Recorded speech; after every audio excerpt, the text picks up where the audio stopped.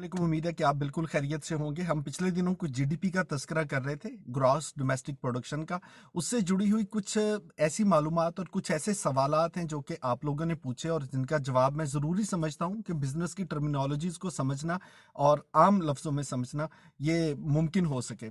तो बुनियादी तौर पे एक चीज़ समझ लीजिए, एक लफ्ज़ इस्तेमाल किया जाता है वैल्यू एडिशन।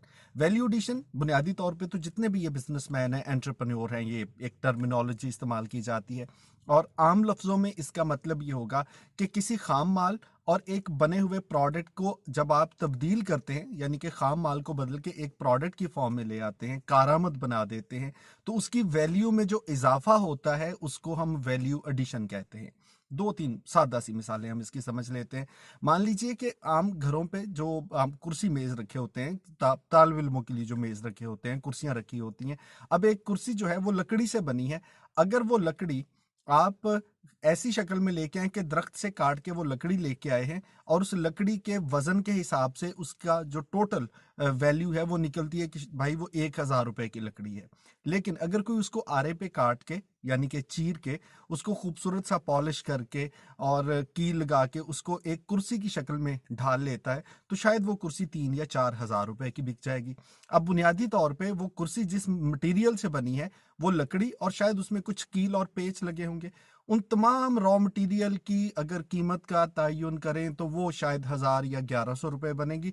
लेकिन वो कुर्सी जिस पे कुछ और नहीं है, बस उसकी हालत बदली गई है, उस लकड़ी को काट के एक खूबसूरत तरीके से जोड़ दिया गया है, वो शायद 4,000 रुपए में बिक रही है।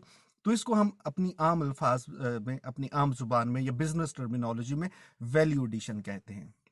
इसकी एक और मिसाल भी समझ लें चलते चलते, और वो ये है कि अगर मार्केट से आप एक आलू खरीदते हैं, उस आलू को वजन के हिसाब से तोल के अपनी कीमत दी, शायद उसकी 10, 15 या 20 रुपए कीमत बनी।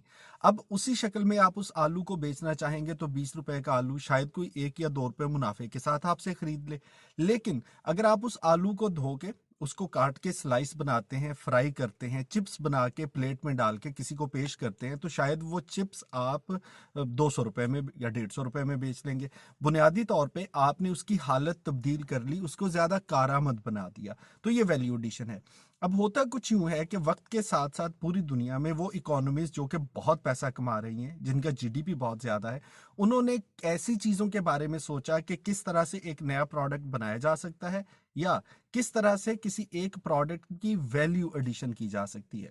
आप इसकी मिसाल यूं समझ लीजिए कि अगर आप गंदम काश्त करते हैं, पूरे 6 महीने की, 4 महीने की मेहनत के बाद, उसको काटने के बाद 1 एकड़ में से अगर आप 30, 40 हज़ार रुपया कमाते हैं और अगर आपके पास 10 एकड़ है, तो आपने उस 10 एकड़ से 4, 5 लाख रुपया कमाया। इसके मुकाबले में एक कंपनी है जिसने सिर्फ एक मोबाइल फोन बनाया और मोबाइल फोन पे उसके जो टोटल खर्चा चंद हजार रुपए होगा, लेकिन उसने उसको लाखों रुपए में बेच दिया।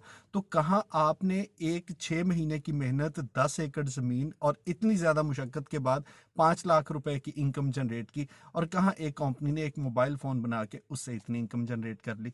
सो बुनियादी तौर पे जितने भी डेवलप्ड कंट्रीज हैं, वो नए से नई technology, product, creativity, value addition इस पे आते हैं। और जितनी ज्यादा वैल्यू एडिशन होती है, उतनी ज्यादा कीमत आप मार्केट से ले सकते हैं और उतना ज्यादा मुनाफा आप कमा सकते हैं। अब यहाँ आपको सोचना है कि आप किस तरह से मुख्तलिफ प्रोडक्ट में वैल्यू ऐड कर सकते हैं।